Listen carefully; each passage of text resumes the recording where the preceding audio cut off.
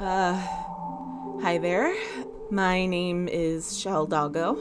I mean, that's not my legal name, but we're gonna operate under the assumption that my name is Shell Doggo. I am a queer, non-binary, neurodivergent woman. My pronouns are she, they. I really don't know why I'm bringing this stuff up. I don't know if it's really consequential to like what I have to say in this little ramble thingy. I don't know, but I figure, I may as well be honest about my identity where I can, while I can. As of the time I am recording this audio, it is November 6th, 2024, the day after the election, and yeah, here we are on the other side, for better or worse, or much worse, or even worse than much worse. I'm sorry, I'm being kind of silly here, but yeah, morale is pretty low right now. I'm not gonna pretend like I am 100% okay right now, because I'm not. But yeah, this is just gonna be, well, a mostly unscripted little ramble, I guess. I mean, I've got like some notes in a Word document right now that I'm kind of going by because, like my autistic brain needs to have what I need to say written down and like organized and all that.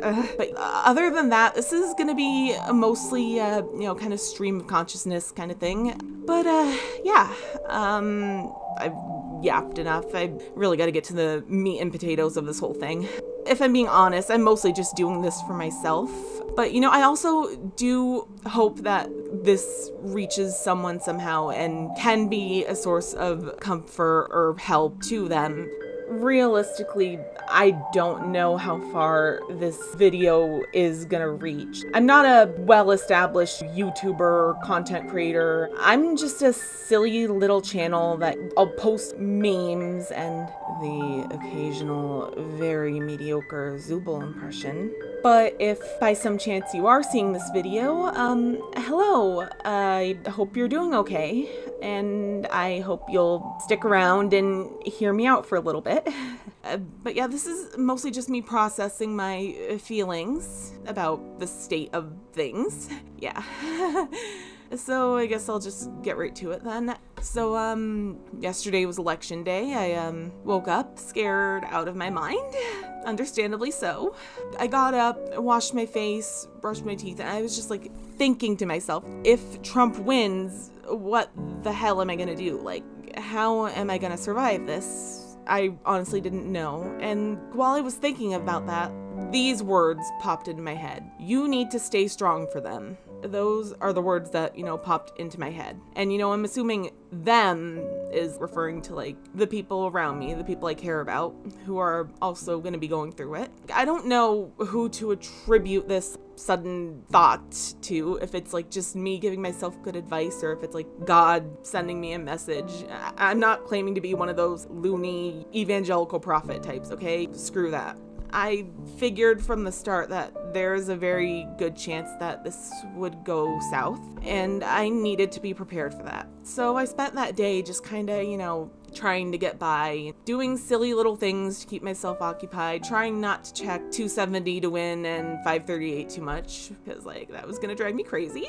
But yeah, then nighttime came and the polls were closing, and that is when my panic really started to kick into high gear. And I'm still just sitting there doing whatever I can to keep myself grounded, like drawing, watching silly, stupid YouTube videos, talking to my friends, just doing whatever I can at that point. But eventually, as one does, I started obsessively checking the polls, especially the Pennsylvania poll. I'm not from Pennsylvania, I'm a upstate New York girly, but Pennsylvania is like the big battleground state. If we could have won that one, we would have been set. And unfortunately, that did not happen. I was obsessively watching up-to-the-minute updates, watching Donald Trump slowly catch up to Kamala, and internally freaking out like, oh my God, I don't think we're gonna get this one. And surprise, surprise, we did not get this one. And for the rest of the night, I was stuck between trying to huff the copium, as they say. Like, I was just thinking to myself, this is just the red mirage, okay? We're gonna get the blue wall, it's gonna be fine. Everything's gonna be okie dokie. And then when the red mirage didn't end up being a mirage, I was thinking to myself, okay, no big deal, no big deal. We're probably not gonna know the results till like the end of the week, because, they still gotta count the absentee ballots. But at some point, reality just hit me like a ton of bricks. It was so over. It was Jover. Excuse me for like joking around here, but like I gotta bring some levity to this situation. It's how I cope, okay? But like I was saying though, at some point reality just kind of set in. My heart just kind of dropped into my stomach, and I realized, this is it. It's not gonna change. And at that point, I am not going to lie. I'm not going to sugarcoat it, okay? I spiraled. I was having some very not good thoughts. Some very not wanting to be alive anymore thoughts, to put it lightly. And like, I was like part of me was like actually trying to psych myself into like doing something very stupid, but realistically, I knew I wasn't going to be able to do that. I don't know what it is that's keeping me at this point. Like, I would like to think that it's hope. I don't know what it is, but I want to think that it's hope, or else it's just like basic survival instinct, which, I will take whatever the hell I can get, okay? But yeah, at that point, I was pretty much unconsolable. I was like up until almost 5 a.m. in tears. Like, I am not kidding. And like, my apologies, my voice is kind of starting to break up right now. You're probably gonna hear a lot of that. But yeah, I was pretty much inconsolable. I was like at the lowest of the low, okay? I was like that peak doomer at that point.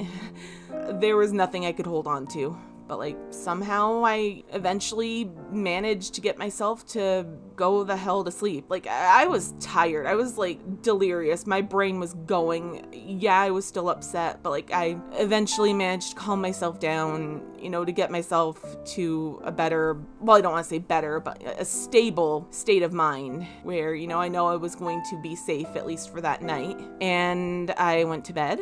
And I woke up this morning, and I was still feeling very much not great, but you know what? I got up and I, got myself out of the house for a little bit. I went to the mall, and I won't lie, like there were a few times in there where like I thought I was gonna break down, but I didn't. Good for me, I didn't break down. And, it wasn't all bad, I picked myself up a little ornament at Five Below. I'll actually try to pull up a picture of it. It looks like a little VHS case, Beetlejuice. I thought, oh my God, that's so cute. So, like, I got it for myself, I deserved a little treat, okay? We got to be treating ourselves here. But while I was out and about, like, just doing this stuff, I'm thinking to myself, this is it. I really can't control how shit's gonna be, I cannot change the result. I can't change anything. But then I have to think about what I can change. And I know there's not much I can change. And there's not much I can control. But I do have little things that I can control. Little things that are, mine. And that is something that is gonna get me through every day. I can be there for people. That is very important. I can't help everyone in need, and in that way I feel very powerless, but like at the very least I can be there for the people in my life who are absolutely gonna need it now. And it's not like a huge change to the world or anything, but it is a change that I can make, as minuscule as it is. But yeah, that was what inspired me to make this recording, this ramble. But yeah, I guess I'm just here to, give some sort of advice, some sort of comfort to, whoever I can. So, here's the way I see it. When Trump takes power, he can't take away who I am at my core. He can't do that. And who am I at my core, okay? I'm queer. I am non-binary. I am cringe, but I am free. I like to collect plushies. I like cartoons. I am big on the Amazing Digital Circus right now. I could go on and on about how that resonates with me, but yeah, I like to draw. I have friends who love me. Oh my god, I sound like I'm talking highly of myself, but like really, you know, this is like the bare minimum of me being good to myself. Yeah, you know, he can't take away who I am at my core. I'm me, and I will always be me. That is something no power on earth can take away. I really can't make any promises about the future. I cannot guarantee that everything will be sunshine and rainbows, as much as I would love to be able to assure that. All I can say is, like, we will somehow or other get through this as far as we can. Like, even if it's one day at a time, you and me, we are gonna live. We are gonna survive somehow, and it's not gonna be an ideal situation, okay? I'm not gonna lie. It's gonna be a rough road from here on out, but we are going to take it together. We are gonna take it one day at a time. We are going to make it through, hopefully. I guess now I'm just gonna try to give some advice. Maybe not practical advice, because like, I don't know what the hell to do, but just, you know, a little something to just hopefully help some people get through this shit. Like I said before, we have to focus on what we can control and what we can change. Again, we cannot change the result at this point, unfortunately, but this is what we can do, okay? We can protest, we can organize, we can sign petitions, we can donate to charities. Well, even if we can't do any of that, we can be there for our friends. We can be there for our family or our loved ones, total strangers even. If you see someone who's struggling, and you know, you never really know who's going through it. Somebody can be putting on a brave face, but like, they can be going through it, okay? Whenever we can, we gotta be there for people. That's the power that we have, okay? That's what we can control, and we gotta take advantage of that. Another thing we gotta do, and this is something that as a disabled person in my 30s, I have been having to do this pretty much my entire life. We need to find joy in the small things. Any little thing, no matter how stupid or cringe you might think it is invaluable, it is beautiful, it is yours. So like, hold on to it. And remember like the little things in your life that you can look forward to. Like, obviously the future in general looks dark, but there are little things like that you can look forward to. Whether it's your favorite show, or you know, a new movie coming out, or a new game coming out, or you know, like, even if it's just stepping outside your door and walking through the autumn leaves, or like seeing a dog, you know, seeing a dog, that's always fun, you know. Any little tiny thing that you can look forward to, you do not lose sight of that, okay? Another big thing here to remember is to keep your sense of humor. There might not seem to be a lot to laugh about right now, but I'm gonna quote a very wise man, okay? Like, one of the greats of Hollywood. A laugh can be a very powerful thing. Sometimes in life, it's the only weapon we have. And the wise man who gave us that quote is none other than Roger Rabbit, which if you need a little something to lighten the mood, go watch that movie, okay? It is peak cinema. And, you know, self-care, very important. In my opinion, self-care is a tiny act of rebellion. It's resistance, even if it's not resistance against like the physical powers of, you know, the government. It is resistance against the powers of darkness. And I probably sound like a new age nut here saying that, but it is what I truly believe. Whatever form self-care takes for you, okay? Whether it's, you know, watching your favorite movie, playing your favorite game, if you believe in a higher power, you know, if you pray, or, you know, if you meditate or exercise, any little tiny thing that you can do to boost your mood, you absolutely should do that. It might not seem to make much of a difference in that moment, but like I said before, we are taking this one moment at a time. So absolutely practice self-care. Yeah, I'm really not sure what else to say here. This whole thing has been like just completely disjointed, disorganized, like just me just talking all over the place, okay? But like, I don't know, it's something I had to do. This may not be good for you, and I completely understand that. You have to feel your feelings. You don't have to just think happy thoughts and be positive just because some random stranger on the internet told you to. I want to be able to help who I can with this. Like, even if it's just myself and like 1 or 2 other people.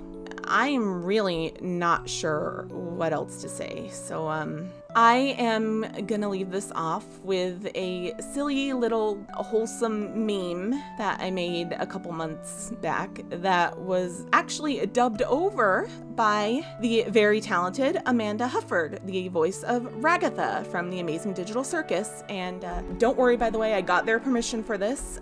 If you want to, show them some support right now, go follow them on Twitter and Blue Sky. They are just the Clippy. But yeah, this is where I'm going to leave it off. So, play us off, Ragatha. Hey, friend. Just checking in on ya. Hope you're doing all right. I just wanted you to know that I'm super proud of you. I know sometimes life can be a bit of a doozy, but you're doing a great job, and I'm rooting for you 100%. Just, please make sure to also take care of yourself. Don't be afraid to take a break or ask for help whenever you need it. And remember, everything's gonna be okay.